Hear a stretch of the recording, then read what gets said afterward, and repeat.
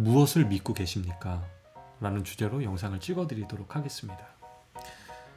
사람은 우리가 어떤 말과 행동으로 할 때 이 말과 행동은 내 보이지 않는 내면 안에 어떤 것들을 믿기 때문에 그렇게 행동으로 움직일 수 있습니다. 여러분들이 원하던 원하지 않던 딱 여러분이 믿는 그만큼만 여러분들은 삶에서 움직일 수 있습니다. 여러분들이 제가 나이가 많아서 저는 못하겠어요. 딱 그 정도의 믿음이 여러분들을 거기까지만 가게 만드는 겁니다. 여러분들은 과연 어떤 믿음이 있으십니까? 여러분들 미래에 대해서, 특별히 저는 연애 디렉터니까 여러분들의 사랑에 있어서, 인간관계에 있어서, 그러니 내 안에 어떤 믿음도 내가 있는지를 발견하지 못하면서 행동적인 부분들을 계속 바꿔나가려고 하니 이 행동이 매끄럽게 이어지지 않는 거죠. 왜? 내 믿음은 이만큼인데 행동은 이렇게 대범하게 하려고 하니까. 그럼 내가 생각하는 내 믿음을 바꿔야 되지 않습니까? 내 안에서 내가 왜 이런 부분들, 내 미래에 대해서 내가 왜 이렇게 제한적으로 믿고 있는 거지? 라고를 깨달으셔야 되는 거예요.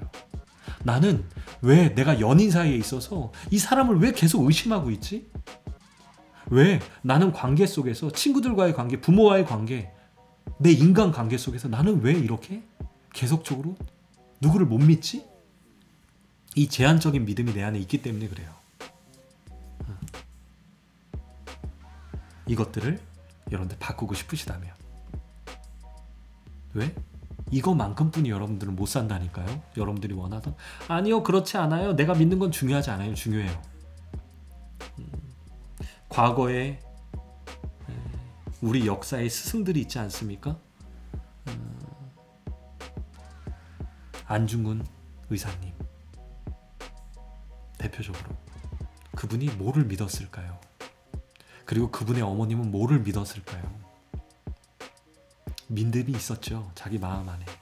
내가 내 목숨을 걸고 이토 히로부미를 총으로 쏴 죽여도, 내 목숨이 죽더라도 난 나라를 위해서 내 목숨을 바치겠다. 그 믿음이 있어서 할 수 있는 행동이었어요. 그 어머님이 뭐라 그랬습니까? 감옥에 들어갈 때 나라를 위해서 죽어라 아들아. 어떤 믿음? 이 아들의 죽음이 절대 헛되지 않았다라는 믿음이 있는 거예요. 이 내면 안에. 그 밖에 나라를 위해서 목숨 바치는 사람들이 뭐 때문에 그걸 할 수 있습니까? 내가 비록 내 목숨 하나 걸지만 이것들이 씨앗이 돼서 대한 독립 만세를 외치게 될 것이고, 그것들을 통해서 독립국가가 될 거다 라는 믿음 때문에 그렇게 행동으로 옮긴 거 아닙니까? 여러분들 오늘 하루를 살 때 내가 왜 이렇게 못 살까? 행동을 바꾸려고 하지 마시고요. 나는 과연 오늘 어떤 믿음이 있지를 들여다보십시오. 그 믿음들을 적으면 더 소름 끼칠 수 있어요. 제가 20대 때는 나는 무엇도 잘 할 수 없는 사람, 나는 돈도 없는 사람, 나는 우울한 사람이라는 믿음이 있었어요. 이 대표적인 세 개만 이야기하고 있지만, 이런 게 내 안에 믿음으로 가득했기 때문에 내가 행동으로 옮길 때 뭐 하나 매끄럽게 이어진 것들이 없죠. 왜? 이 믿음을 바꾸지 않으면. 이걸 제한적인 믿음이라고 합니다. 이 영상을 보고 계신 분들 중에서도 본인 안에 끊임없이 제한적인 믿음이 있을 수 있어요. 그러니까 뭐 하나 행동으로 못 옮기는 겁니다. 우리가 여러분들 신호등 앞에 왜 1분이고 2분이고 3분이고 왜 서 있을 수 있는 줄 알아요? 우린 알잖아요. 이 신호가 1분 뒤 바뀔 걸. 그럼 그때 건널 줄 아니까 기다릴 수 있는 거예요. 대한독립 만세를 외친 많은 사람들, 자기 목숨을 바친 사람들, 언젠가는 대한민국이 될 거다, 일본에서 벗어날 수 있다라는 믿음이 있기 때문에 그걸 할 수 있었던 거예요. 그걸 쉬운 버전으로 신호등 앞에 서 있는 것과 마찬가지인 겁니다. 물론 훨씬 더 숭고하지만. 제가 이 말을 왜 하냐면, 여러분들이 어떤 것들을 행동으로 못 옮긴다라는 건 그만큼의 믿음이 없는 거예요. 그럼 믿음을 바꾸셔야 돼요. 사실 이 이야기만 하더라도 오늘 저는 48시간은 이야기를 할 수 있어요. 이게 자기계발과 굉장히 밀접한 관련이 있기 때문에 그래요. 여러분들의 삶을 바꿀 수 있는 진리가 이 안에 있기 때문에 그렇습니다. 그럼 이 제한적인 믿음은 왜 그럴까에 대해서 여러분들이 생각할 때 저는 크게 이 네 가지를 말씀드리고 싶어요. 첫 번째는 흑백 사고, 두 번째는 개인화, 세 번째는 파국화, 네 번째는 일반화예요. 이것들 때문에 여러분들이 제한적인 믿음이 생기는 거예요. 첫 번째, 흑백 사고인데요. 이 흑백 사고는 뭐냐면 뭐 아니면 뭐라는 사고예요.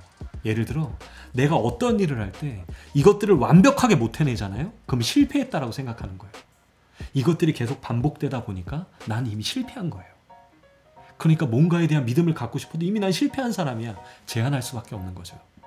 여러분들 근데 그게 그 말이 사실입니까? 저는 그렇게 생각하지 않아요. 무언가를 도전하고 그런 것들을 100% 성취를 못했어도 이미 이것들을 한 것 자체만으로도 이미 여러분들은 성공한 거예요. 도전했기 때문에. 근데 완벽하지 않았다는 이유로 끊임없이 이 흑백 사고를 하고 있는 거죠. 실패했다라고. 너무나 안타까워요. 제한적인 믿음이 생길 수밖에 없죠. 두 번째, 개인화예요. 개인화는 뭐냐면 어떤 문제가 터졌어. 인생을 살 때 장애물을 만났어.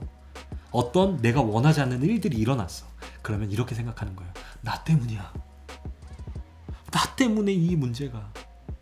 심지어 이 개인화가 얼마나 심하냐면 제가 이제 연애 디렉터로서 상담을 해주다 보면 내 남자친구가 바람을 폈어요. 양다리를 걸쳤어요. 근데 이 개인화가 얼마나 심하냐면 내가 이 사람을 외롭게 했기 때문이래. 너무 안타까워요. 이 사람이 외도한 이유는 내가 이 사람한테 그래도 나한테 정착할 수 없게 내가 만들었기 때문이래. 굉장히 개인화예요. 그러니까 제한적인 믿음이 또 발휘가 될 수밖에 없죠. 본인이 만들고 있는 거예요. 세 번째, 파국화예요. 이건 뭐냐? 여러분들이 어떤 일이 벌어지면 안 좋은 일이 시작되잖아요. 그러면 그거의 최악의 상황을 계속 생각하는 거예요. 최악의. 내가 코로나 걸리진 않을까? 코로나 걸려서 내가 죽는 건 아닐까? 계속 그거의 끝으로 나를 내몰아. 그러니까 제한적인 믿음이 만들어질 수밖에 없죠. 여러분들 마스크 잘 쓰고 손 잘 씻으면 괜찮아요. 조심하면 돼요. 걸리지도 않은 것들을 내가 마음에 품고 인생을 사는 거예요. 파국화. 그렇게 믿음으로 사니까 그런 일이 일어나지. 네 번째, 일반화예요. 잘 들어요. 내가 어떤 것들을 실수해서 그런 일이 한 번 터졌어. 근데 이걸 일반화 시켜버려요. 내 인생은 이런 사람이구나. 와, 내 인생의 전체는 이런 거구나. 그러니 내 안에서 어떤 믿음이 생기겠습니까? 이 네 가지를 꼭 기억하십시오. 이것들과 마주하셔서 해결하셔야지만 이 믿음이라는 게 성장할 수 있습니다. 다 옳지 않잖아요. 여러분들의 삶을 한번 돌아보십시오. 왜? 사람은 내가 믿는 것만큼 그 이상의 것을 못해요. 꼭 명심하셨으면 좋겠습니다. 저는 여러분들의 인생을 응원해요. 그리고 제가 가지고 있는 것들을 여러분들한테 드리는 거예요. 그냥. 왜? 여러분들이 변했으면 좋겠으니까. 아마 근데 이 영상의 조회수는 그렇게 높지 않을 거예요. 왜냐면 자극적이지 않으니까. 사실 오늘 영상 중에 이 내용이 제일 중요하다고 생각합니다. 여러분들이 믿는 게 여러분이고 제한적인 믿음은 이 네 가지 때문에 그렇다. 꼭 외우셨으면 좋겠어요.